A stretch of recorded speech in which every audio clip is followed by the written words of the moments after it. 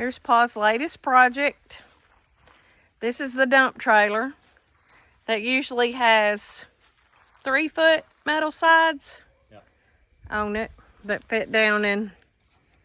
They're a little cumbersome to get on and off. He has to use the tractor because they're heavy and they have to fit in just exactly right. So he made some wooden sides that are lighter and hopefully easier to use, right? Yeah, and in theory, I can go ahead and haul hay on it like it is. Oh, without yeah. having to take the sides off of it. It's going to be a little narrow, but I think I can push the hay up. The seat doesn't go on the trailer. I'm not sure why it's up there. Why is the seat up there? Well, instead of bending over and putting it on the ground, I just set it on the trailer when I took the other one out of the tractor. He got a new tractor seat. I'll show y'all that here in just a few minutes. What'd you check the back pocket for? See if I had diapers in it. I used to, when Levi was a baby and I'd haul him around, I'd put spare diapers in the back there. So this is his old tractor seat that rode like you're sitting on a cement block, didn't it? Mm-hmm. And it broke again. You can see I welded it once and it still wore out. Now this is the Cadillac that he bought. What's the name of it? Vevor? It's a Vevor or something like that. www.vevor.com. So, look at the cushion on that bad boy. And So it's got a spring suspension. all this is springy. It's fabulous. Has a headrest back there that is actually pretty comfortable and very adjustable. Armrest. What's that? That adjusts whether they're high or low. Oh, adjustable armrest. It has plenty of bounce. Get in there and show us, Pa. And then it's got, What other? well, it's got What's that? well, it adjusts the weight capacity. So if you're a big old boy like me, you set it a little bit heavier. And if you're a featherweight, you can set it lighter. And I can use it. Look at the bounce in that dude. More comfort than what we had, right? Yep. And I can adjust it back and forth with that little bitty bar right there. The slide works very nicely. And he has longer legs than I do. When I am in the tractor rolling or cutting, I don't roll, cutting or raking, I like to sit up close and have lots of control over everything. And that other seat was just impossible to try to get to scoot up. It's like sitting inside of a bucket. Yep. So I've noticed I'm kind of up over everything now. Might make my arm do a little better. So yay! And yay! I got the orange camo seat covers coming from Durafit. Of course you do. To make it orange. Of course you do. Because we've got orange camo seat covers on the Kubota. Not side anymore. by side. We We've used got to. Orange camo seat covers on the flatbed truck. And now we're going to have orange seat covers, orange camouflage seat covers on the tractor. You know, it was actually considerably less expensive than buying a factory seat. I think a factory seat was like $1,400. Wow. Were there any adjustments you had to make to? Oh, I had to drill new holes for it. The holes didn't line up. Down here in down on the floorboard. So the original seat fit on that stud, and I had to drill new holes.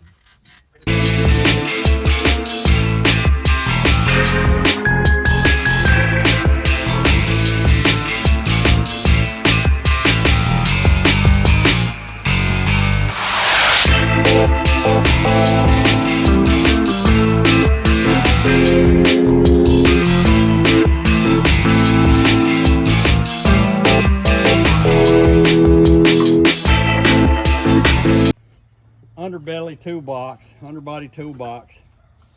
When I bought the trailer, it had two boxes on the left side, one for the hydraulic pump and one for a chain box. And we kept dragging it because it was mounted way up here. Right up front. On the other side. And so cut it off to get it out of the way. And it's going to be mounted the same place. so we're going to mount it identical distance on the opposite side. Because the other side hadn't drug it all. Okay. So, and I need some place to put my chains and straps and stuff. And the strap is to hold it in place, Tyler? Well, we're squaring it up. Check to see about vertical too.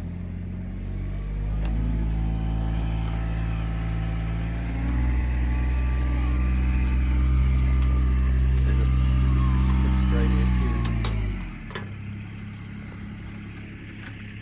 I think you'll probably knock it back a little bit. Yeah. A little bit more. Actually, that's good. It's just in the middle. I'm touching at the top and touching in the middle, and touching in the bottom and touching at the top. Okay. All right. So it's just the middle right there. So here's the toolbox. That knocked it back out. Did it? Yeah. So this is the toolbox that they're putting back on there. So that's the toolbox he's talking about. And it was mounted up here, you can see there. So, Tyler, it's handy dandy to have a welder in the family. Tyler's gonna weld the bracket over on the other side, and we'll put the toolbox over there. See if it'll fit. Mm-hmm.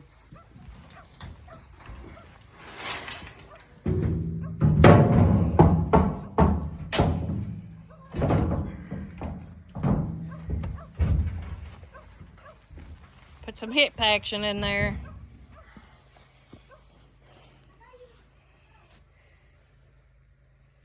It'll go. It's that bow that's in the bottom of it. But if we get it in there, Ain't gonna be no getting it out. there ain't gonna be no getting it out. You gonna paint it before you put it in for good? Yeah. I was looking into it. Now I guess we could try to put that air jack on it. See if we couldn't bend that down a little more. Whatever you want to do. That's fine. Where's that Allen wrench spot? It's in a pack on the edge of the table.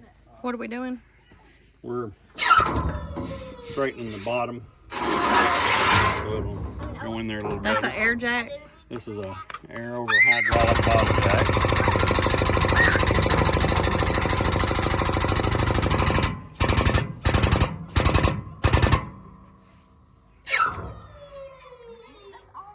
It pops right back in place when you turn that off. Well, it flexes back some. That's why you go a little further than you're supposed to. There's a...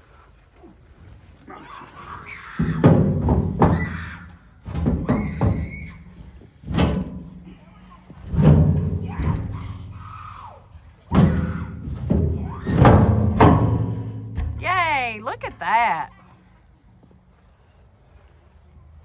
Look at that. Ta-da! This project is finished. You can see if you've ever wondered how the toolbox is connected. Has 3 bolts in it connected to underneath. It's lockable. Has a key lock on it. So you put what you need in there, tools or straps or whatever Pa can find to put in there. So, He painted it up, shined it up. Painted the whale. Painted the welds. And there it is. And what did you say? One project done? Yep. Out of how many? Out of about 1 million. What are you doing, Pa? I'm blowing out the radiator. Try to see it was not blowing very cold air. This is a radiator genie. So it's got a little Ooh. crooked in. A radiator genie. Yeah. And you buy them in sets. You buy one with water and one with air, but what you do is, like on the Kubota, you can't get this one. The oil cooler is on a hinge, and so you take this little wing nut off and you can swing this out of the way and just blow straight into the radiator. Cool. And the Kubota, you can't do that, so you have to run this thing in from the side and get in between the radiator and the air conditioner condenser. That's really neat. So it gets all this stuff out? Yeah. Wonder how stick got in there. Oh, there's no telling what all gets in there. When it's running wide open, it just sucks everything through. That almost looks like mud right there. Yeah, probably is. So, we've got, That's very convenient that the front end comes off like that. so, you can get a chrome one. Nice stack. Matches stack. So what are you getting ready to go do? I'm gonna put a little potash down for the winter. The price is down on it a little bit, and it never hurts to put your potash in the fall because it takes longer for it to activate, I guess is the word. So what is potash? Potash is one of the primary nutrients. You got N, P, and K, nitrogen, phosphorus, and potassium. And the K is potassium, which we put down muriate of potash to get our potassium component. So it's better to do the potash and the lime in the fall than you can do your nitrogen in the spring. Hey y'all, so it's late in the evening and I'm about to sow some mustard and turnips and red clover, crimson clover, as a cover crop. I'm a little late doing it, but it won't matter because it's still, like today it's shirt sleeve weather at 75. So I showed y'all this once before, but I used powdered lime, and this time I'm using granular. See? So I'm just gonna mix it up in here. And the lime helps you to scatter it a little more even. Gives you a medium for the seeds to be in. It's really hard to broadcast. And when you're doing it for a cover crop, broadcasting is the only way to do it. So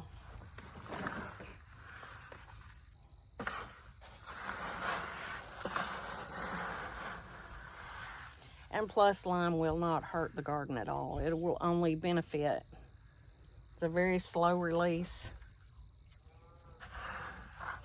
So I'm gonna go scatter this and pray for rain every step.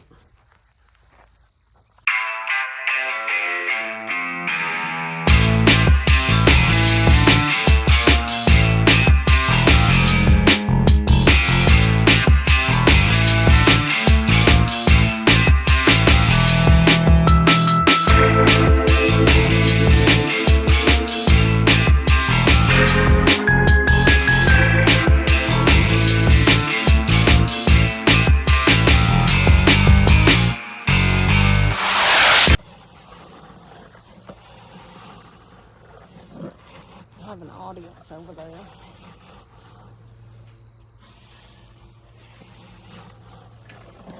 They're really wanting another roll of hay.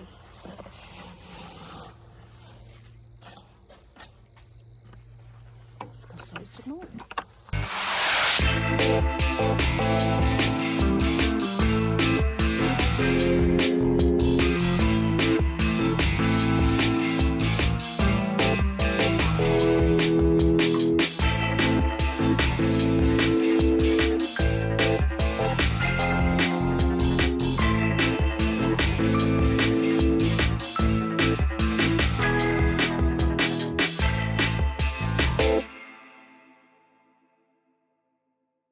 Let's go see what we can do.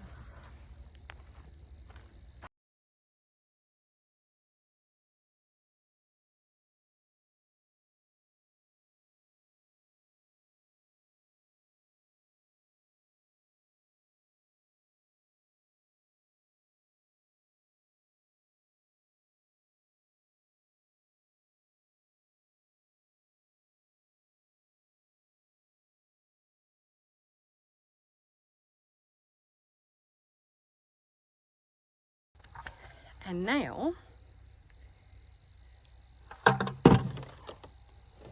we're gonna do some clover.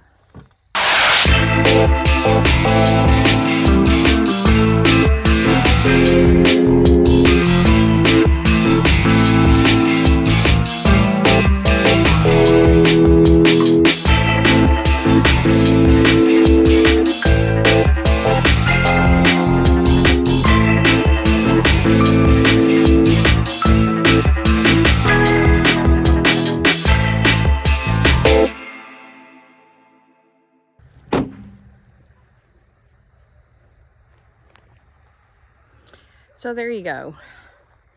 I got my cover crops planted. Prayerfully, they will get a little shower of rain. Y'all, we're in a drought here. And so hopefully they'll get a little shower of rain, which will just kick them in gear. I need a cover crop bad. I need to get rid of some pigweed and those kinds of things. I know you guys are busy with life as well. I appreciate you taking the time to watch me today. And I hope you hang in there with me.